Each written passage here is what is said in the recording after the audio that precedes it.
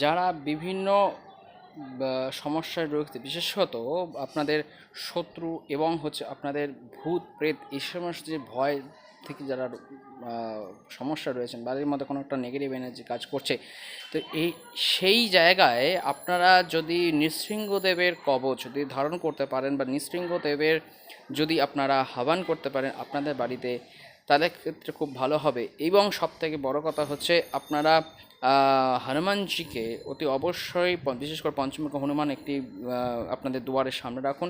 দেখবেন ভূত প্রেত বিভিন্ন রকমের কুনজর কুদৃষ্টি এগুলোর থেকে আপনারা রক্ষা পাচ্ছেন। এবং আপনাদের সবথেকে বড় কথা হচ্ছে নৃসিংহদেব কিন্তু হচ্ছে ভয়ানক একটি বিষ্ণু অবতার।